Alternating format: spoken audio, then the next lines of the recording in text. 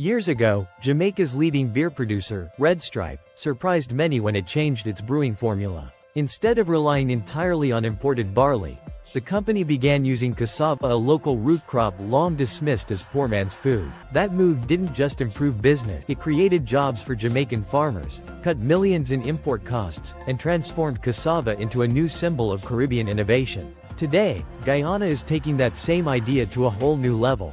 Powered by vast fertile land, booming oil revenue, and a bold national vision, Guyana is preparing for a massive leap in food production. By 2027, it will host one of the most advanced flour milling facilities in the Caribbean, part of a $10 billion investment by the National Milling Company of Guyana, NILCO, and its parent company, Seaboard Corporation.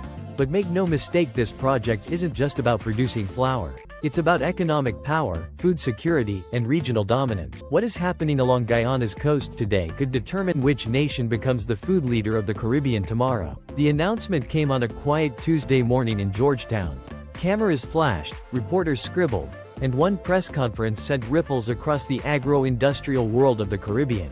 NILCO, Guyana's trusted flour supplier for over 50 years, declared a massive expansion plan. The company revealed it would build a state-of-the-art flour mill, expand wheat storage facilities, and modernize a shipping wharf to boost exports. Total investment: $10 billion Guyana dollars. This isn't just another corporate expansion, it ranks among the biggest private food industry investments in Guyana's history. Seaboard's CEO, Jack Brisky, described the initiative not as a simple project, but as an investment in the Guyanese people, in local skills, and in the country's long-term agricultural future. Behind that statement lies a clear ambition. Guyana no longer wants to just import and consume. It wants to produce, export, and lead. To truly understand the importance of this move, we must look at the past. For generations, Caribbean countries relied heavily on imports for basic foods: wheat, flour, oil, animal feed, spending billions of dollars every year. Yet most of these goods could potentially be produced within the region. That's why CARICOM launched a plan to cut regional food imports by 25% by 2025, and Guyana is now at the heart of that mission. President Dr. Irfaan Ali has been very clear. Guyana will not just be an oil-rich country, it will become a food powerhouse. The new NILCO flour mill is a major step toward that vision.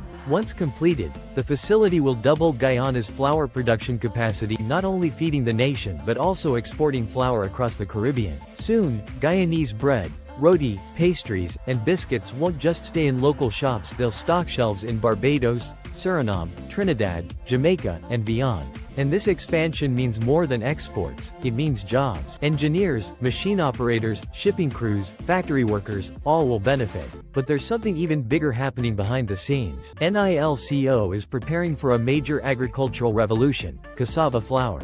Cassava, the same root crop that grandmothers across the Caribbean once grated to make bami, is returning with industrial power. In Jamaica, Red Stripe uses cassava to reduce barley imports. In Guyana, researchers and farmers are now developing cassava flour as a substitute for imported wheat.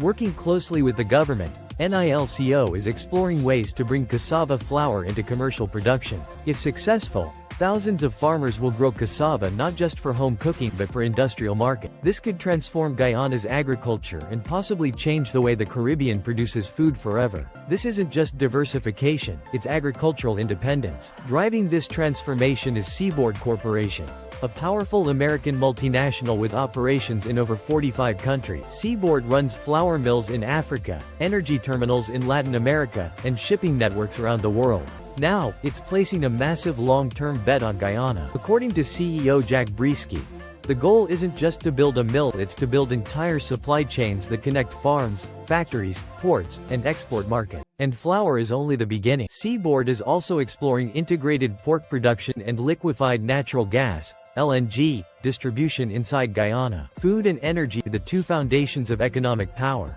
are being developed side by side. That's not by accident, that's strategic control. President Ali's 25 by 25 food security plan has triggered one of the most ambitious economic transformations in Caribbean history. From sugar to rice, poultry to seafood, Guyana is rising as the new breadbasket of the region, and the NILCO flour mill is a key part of that movement, a symbol of progress and self-sufficiency. Updated on Guyana's journey to becoming the Caribbean's next superpower. For decades, Caribbean leaders talked about food security, but Guyana is finally building it with infrastructure and investment. With Seaboard's billions and Ali's policies, Guyana is taking the lead a region has waited on for decades. The new wharf being constructed isn't just a piece of infrastructure, it's a gateway, a launch point for Guyana's agro-exports to the world. Soon, cargo ships will depart not empty, but loaded with locally produced flour, cassava products, animal feed, and pork. And every shipment that leaves strengthens Guyana's economy and reduces dependence on import.